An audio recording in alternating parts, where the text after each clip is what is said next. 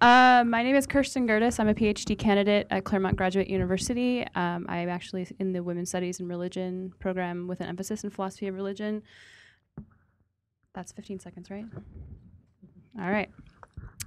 I would have to say I don't have a whole lot of formal remarks to make. I mean, I have a lot of notes here because I'm an academic and that's what we do. But I really, this whole sort of, well, it was like sort of a last minute thing for me because I'm also an academic and I procrastinate. But it comes out of my positionality. And so when I was approached by Tripp and Jeremy to speak to you, it was, you know, here's the, what Occupy the Church, how can the church respond to the needs of the 99%? And as the deconstructive philosopher that I am, I was like, I don't know what those words mean. Like, what do you mean? Who is the church that we're talking about, and what do we mean by occupy? To whom does it, you know, apply? Given that my positionality, I come from a very fundamentalist background with parents who are, you know, Pentecostal ministers. I was raised in an evangelical community. I went to an evangelical undergraduate university, and now I identify as a you know, mainline progressive Protestant. So when we talk about, you know, who does this apply to, I see my family struggling with these things, as Jorg pointed out about the shrinking of the middle class. I see this happening in my family, who is primarily blue collar, and yet they don't see themselves as part of this movement. And they actually see themselves as opposed to it because of their own convictions and how their beliefs get politicized in their own church communities. So for me, I'm interested in this relationship between the evangelical church, the diversity that is within Christianity, and particularly even within the evangelical church, and political action, particularly the worldview of liberal democracies. And when I say liberal, I mean in the classical liberal sense of, you know, the tradition of J.S. Mill and John Locke. How has this become caught up in advanced corporate capitalism? Who is the church to which we refer to? Does it matter if the people who identify with the church don't identify with the Occupy movement? And is there still some sort of responsibility the church has to those individuals? Is there some responsibility those individuals still have to the movement and to the needs of the 99%, even if they don't recognize it? And what responsibility does the church have to be open and accepting to all, to respond to everyone's needs? And how is this goal in tension with taking a political position and arguing for it from a religious and an ethical perspective? So I kind of started with the question of neutrality, and I think this idea of neutrality in a liberal democracy is a fantasy. That liberal democracy tells us that we can create a government in which, you know, every individual has the most maximum freedom that they're allowed, as long as it's not infringing on somebody else's. But, you know, the government laws can be created that are neutral. You know, in Rawlsian fashion, you stand behind the veil of ignorance and construct the principles of a democracy. But I would argue that, obviously, and I'm not alone in arguing that objectivity is not possible. And you take critique of standpoint theory, whether it's be standpoint feminist theory or post-colonial theory, for instance, that kind of neutrality isn't even desirable because it's harmful to believe that you can be unbiased, because, of course, that's completely ignoring all of the ethnocentrisms that you have. So how can we take this question of neutrality and try to be, you know, purposefully biased in what position we choose, what political position does the church hold, or should the church hold? And I think, you know, obviously we can't be neutral because we're entrenched in the multiple systems that sort of construct who we are. And again, you know, I'm in the vein of Derrida and you know, Butler and all of the other postmoderns. That's the insight, I think, of postmodern subjectivity, is that we have a material condition of reality that we have a biology and a physiology, but we also inherit other material conditions that sort of construct our subjectivity. And so I feel like there is not a way in which you can really overcome that context. And again, as standpoint theory would tell us, perhaps there is inherent value in some of that bias. So I think we can endeavor to imagine a different position from our own, depending on what level of privilege we have, but we can never really completely escape our context. So what do we do with that? I think I was actually just, a few months ago, I don't know if any of you sort of operate in evangelical circles, there is if you knew or have heard of the Pulpit Freedom Sunday movement, which I have obviously several ministerial friends who sort of engage in this. And if you don't know what it is, basically within the American system, if you want to be a 501c3 and have tax-exempt status, you actually have to remain nonpartisan. So you can't actually contribute to certain political parties or endorse a political candidate. But there's a movement of evangelical conservative churches who are actually trying to, engage in civil disobedience and say this law is not fair. We want to endorse usually conservative political candidates and be able to donate money so that those candidates can be elected. And so they actually engage in a Sunday in which across the country they all basically preach and for a particular candidate. And so this happened, leading up to the election, this happened. I think, again, this is sort of the myth of being able to be neutral, that a 501, how do we, as churches, I don't think neutrality is possible. So in a sense, I understand the position. There is, essentially, I feel like without endorsing a candidate, those churches can still advocate for certain principles and certain ideas and concepts that end up, of course, being positioned. And so I sit in some of those communities, depending on who I'm visiting, family, et cetera, in which I sort of sit and bristle at the, being told this is the way that if you are a Christian, you believe this way. And so I feel like we should be neutral. You shouldn't politicize from the pulpit. And yet at the same time, I sort of am led back to this question of, but if nobody really can be neutral, then what position do we take? So, my own reaction, obviously, when I hear this sort of conservative rhetoric is for me to be marginalized and excluded. But I can also imagine, because I've sat in other congregations in which there is, a left-wing politicizing from the pulpit, and can imagine how my family members, my friends, would feel in that community. So I sort of ask myself, who is the enemy of the Occupy movement? Are we fighting against other people that believe differently than us? And I there's a part of me that goes to Matthew 10:34. I did not come to bring peace, but a sword. To turn son against father and daughter against mother, and in some sense sort of have that kind of lived reality in my own life. But I still kind of come back to the answer that I don't think that's who the enemy is. I think the enemy really is a system that shrinks the middle class, that grows a gap between the rich and the poor. And so I think we sort of need to, at least I would say, rethink who it is that we're actually fighting against, or what it is, as not really a who. And I guess that leads me to saying that I think that there is some sort of common ground. I would say I could sit down with my family, my friends. I'm sure those of you who identify as progressive in this room, and probably most of you would if you were even in a session called Occupy the Church. You can sit down with them and agree on these abstract concepts of justice. Obviously, nobody's going to say, no, I'm not for justice. I don't like it. Because you recognize the inherent value of justice that comes down to us through tradition and through Scripture. But of course, the problem is always translating that abstract concept of justice to the concrete. So what actions, what laws actually affect justice? What do we mean when we say justice? And of course, Derrida famously said, justice can't be deconstructed.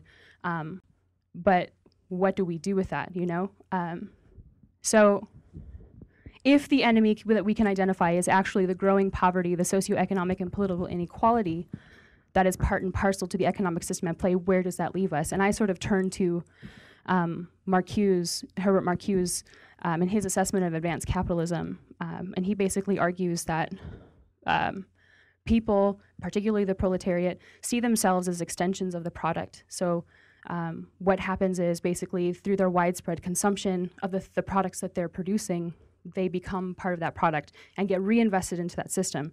And I sort of think about it in terms, and I teach my students this too, that it isn't just this theory, but it emerged out of a historical context in which you had Marxist ideologies coming to the forefront at the turn of the 20th century, and particularly in United States history, you have a labor movement, you have the New Deal, and then in the mid 20th century, as is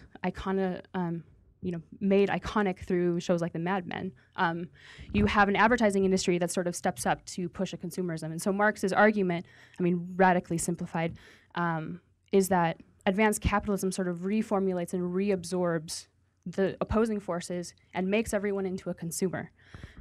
So this sort of leads me to the question of identity, like who or what constructs how we see ourselves or how we understand ourselves. And of course, we can't fully ever understand ourselves. There's always a part of us that is opaque to ourselves. So how do we take this question of identity and apply that to the case of evangelicals? And I would say, actually, there's a book called American Evangelicalism, Embattled and Thriving, by an author named Kirsten Smith. And what he argues is basically that for evangelicals, unlike for other perhaps progressive mainline Protestants, religious identity is the center of the existence. So it's the thing from which all other of their claimed identities stem. And I would say, interestingly, from that, you can sort of see the source of a vastly lucrative industry of Christian products that sort of get sold to them. Because again, we're in this system in which consumption is, I mean, even not to talk against Jeremy, because I think buying locally is obviously important, but there is a way in which we even talk about activism in terms of consumption. And I think it's important to sort of keep in mind that that isn't the only kind of activism, and probably, while important, I think not the kind that's really going to turn a system on its head. But for progressive Protestants, on the other hand, Smith argues that their religious identity is not what's most important. It is one part of another kind, like all of the other identities. It's just one other part. And so you can kind of see, for instance, some of the movements with, a Richard Rorty, who argues that the secular, the public space can be secular. It should be necessarily secular. And if you claim a faith, you have it in the private sphere.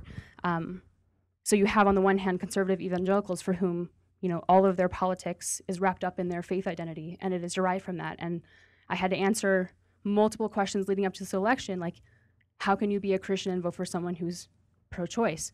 Because, again, it's this whole identity wrapped up in your religious identity, and all of the other identities sort of stem from that.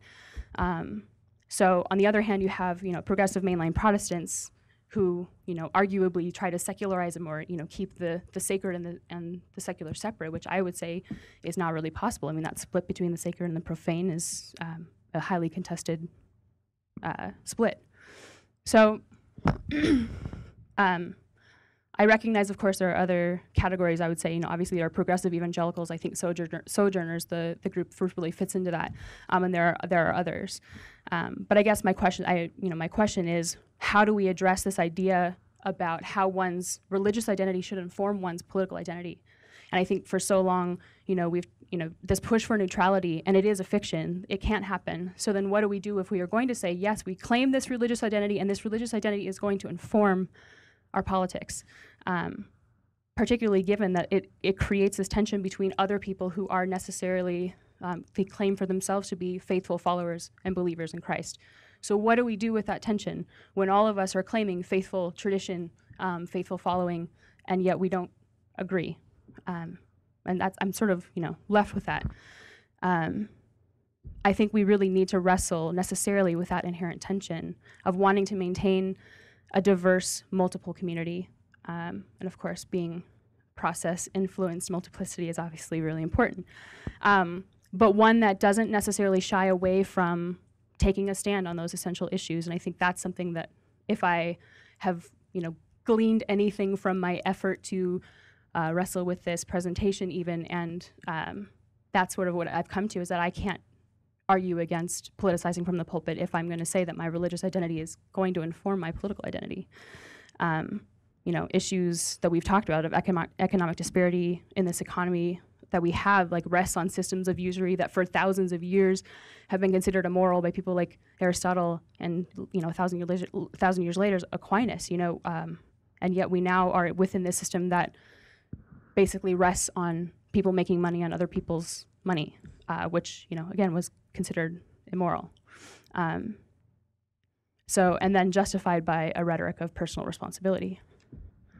So basically, I'm trying to ask whether we can seek to articulate our religious identities through actions in the world, recognizing that everyone, I think, is paradoxically victimized by, but also complicit in, a dehumanizing system. I think one of the most recent actions of the Occupy movement that has obviously spoken to my heart as a grad student who does have some student loan debt, there's a movement called Rolling Jubilee that has, I mean, it's a relatively recent development, and I think in New York, I just read like an article on Democracy Now! 4 days ago, that in New York, they've actually raised $129,000, and that $129,000 is going to buy distressed debt up to $2.5 million, and what their plan is to cancel it. So they're basically trying to raise money to buy distressed debt to cancel it for those who are obviously not able to pay and are in economic dire need. And so I feel like that's kind of something that wherever you fall on the political spectrum, you can sort of say that is a good thing. That is something we can participate in, and I will give my money to help others who are in need in order to cancel in this very obviously religious vein of Jubilee. Anyway, that's all.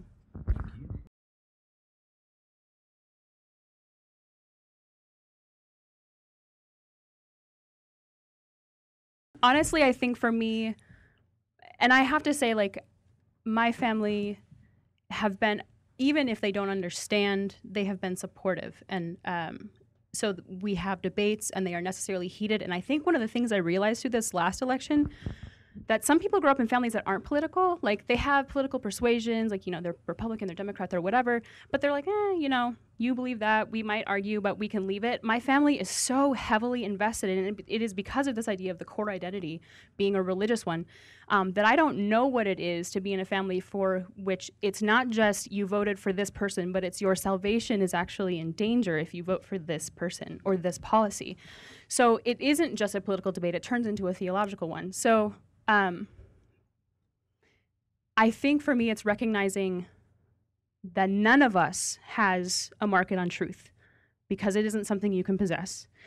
It is something we should in community be working toward. And I actually was just sharing with my roommate a week ago when she was interviewing me for something she was doing for one of her classes, that while I do think I have pushed and challenged my family and continue to do so because I think it's important to take a position and to argue for it, I have to recognize that there is a sense in which they have kept me grounded and tethered to a faith tradition, because I think I could have ended up in a much different place. And so there is an inherent thing that they give me just as much as I am trying to give to them. And if you can remember that that's what it should be about, that it's not I'm coming to the table because I have all the answers, because I have studied this and whatever, but let go of that and be, have a humility in order to be able to say, you teach me as well. And that there is a sense of faith that they have given me that I don't think I could have gotten anywhere else.